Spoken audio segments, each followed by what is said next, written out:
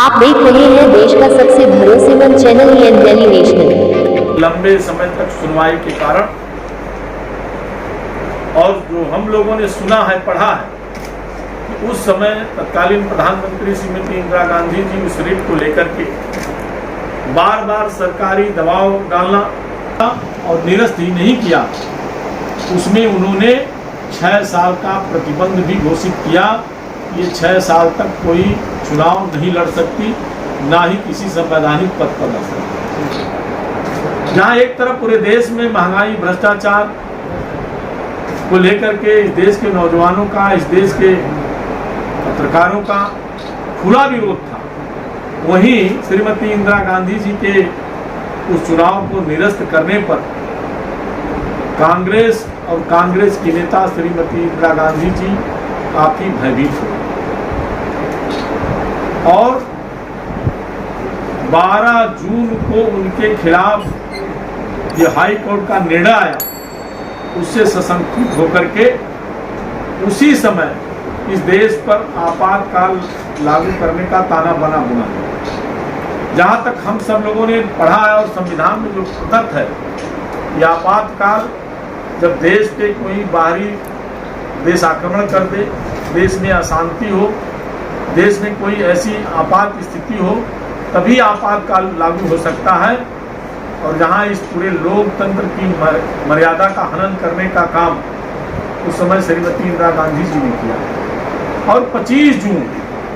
की आधी रात जब इस देश की जनता सो रही थी, तो आधी रात को उस समय के तत्कालीन राष्ट्रपति अकबरुद्दीन अली साहब सोते हुए जगा करके उनसे दस्तखत करा लिया गया। और आपातकाल के लिए भी हमारे संविधान में जो प्रदत्त है कि आपातकाल लागू करना है, तो अपने कैबिनेट की बैठक करके उसमें प्रस्ताव पारित किया गया। जहां उस समय सरकारी सारी संस्थाओं को अपने पैरों तले रौंदने का काम श्रीमती इंदिरा गांधी जी ने किया। चाहे देश के विपक्ष के बड़े बड़े नेताओं स्वर्गीय अटल बिहारी वाजपेयी जी, राजनारायण जी, जयप्रकाश नारायण जी, ऐसे जो तमाम विपक्ष के नेता थे, इसका उन्होंने भरपूर विरोध किया। लेकिन उस आपातकाल को लेकर के जिस तरीके से कांग्रेस और इंदिरा गांधी जी के शासन में संविधान को कुचला गया और संविधान को तार-तार किया गया, सारे देश के, पूरे देश के लाखों से ज्यादा सामाजिक कार्यकर्ताओं, नेताओं, प्रेस के ऊपर पाबंदी लगा दी गई,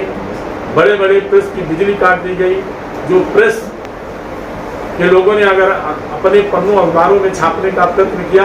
उनके लाइसेंस निरस्त कर दिए गए। मैं समझता हूं कि जो आपातकाल लागू हुआ था, अगर उस आपातकाल की तुलना की जाए तो अंग्रेजी हुकूमत ने जिस तरीके से इस देश की आज़ादी के लिए हमारे वीर रणबांकुरों ने अपने जीवन को बलिदान दिया था और तब हमें इस देश की आज़ादी मिली, मैं समझता हूँ उससे भी बर्बर स्थिति इस आपातकाल में बहुत सारे नेताओं को मीसा